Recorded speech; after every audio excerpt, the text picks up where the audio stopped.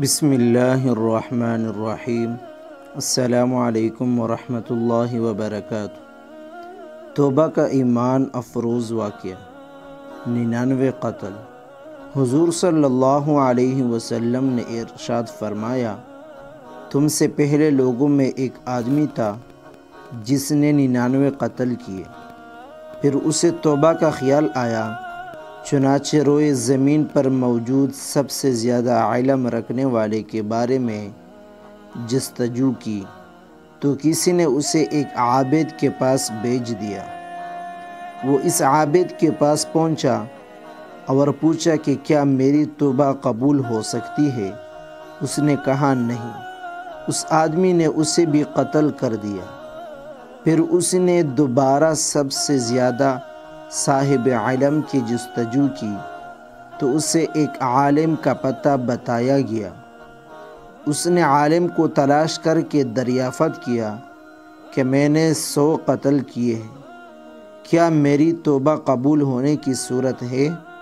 اس نے کہا جی ہاں، تیرے اور توبہ کے درمیان کون حائل ہو سکتا ہے؟ لیکن اس کے لیے فلاں علاقے میں چلا جا، وہاں کچھ لوگ اللہ کی عبادت کر رہے ہوگے، تو بھی ان کے ساتھ مل کر اللہ عز و جل کی عبادت کر اور اپنے علاقے کی طرف مت آنا، یہ بروں کا علاقہ ہے۔ چنانچہ اگر یہیں رہا تو پھر گناہوں میں مشغول ہو جائے گا۔ یہ سن کر وہ توبہ کے ارادے سے مذکورہ علاقے کی طرف چلا۔ ابھی نصف راستہ ہی طے کیا تھا کہ ملک الموت علیہ السلام تشریف لے آئے اور اس کی روح قبض کر لی۔ اب مشیت الہی کے تحت رحمت اور عذاب کے فرشتوں کے درمیان جھگڑا ہوا۔ رحمت کے فرشتوں کا کہنا تھا کہ یہ شخص توبہ کے ارادے سے اس طرف آیا تھا، لہٰذا اسے ہم لے کر جائیں گے، جبکہ عذاب کے فرشتوں کا کہنا تھا کہ اسے کبھی نیکی کا کام نہیں کیا، لہٰذا یہ ہمارے ساتھ جائے گا۔ ابھی یہ جھگڑا جاری تھا کہ اللہ کے حکم سے ایک فرشتہ آیا۔ انہوں نے اسے اپنے درمیان فیصلہ کرنے کے لیے کہا۔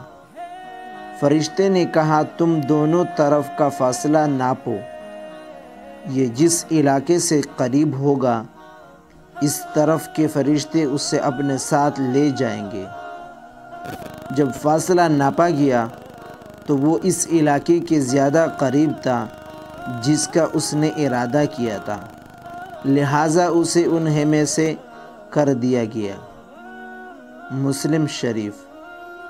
حضور صلی اللہ علیہ وسلم نے اس واقعے کو سنا کر اصول ہدایات اور رہنمائی کی خاطر توبہ کی فضیلت، اللہ عز و جل کی رحمت، نیک لوگوں کی مجلس اختیار کرنے کی اچھائی، بروں کی صحبت کی برائی، جاہلوں سے طلب مشورے کے نقصان اور صاحب علم سے مسئلے کے حل معلوم کرنے کی برکت اور علم دین کی عبادت میں فوقیت کی جانب متوجہ فرمایا۔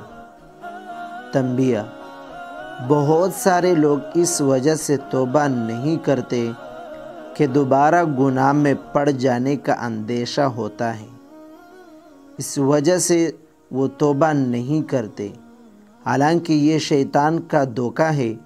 ایسا نہیں کرنا چاہیے۔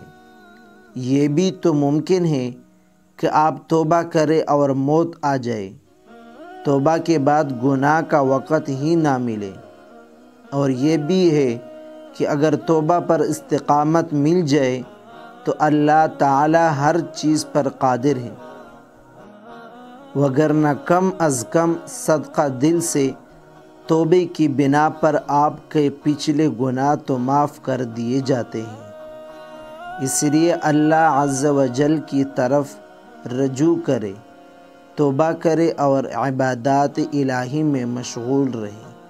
مزید اس طرح اچھے ویڈیوز دیکھنے کے لیے ہمارے چینل کو سبسکرائب کریں۔ جزاک اللہ خیر۔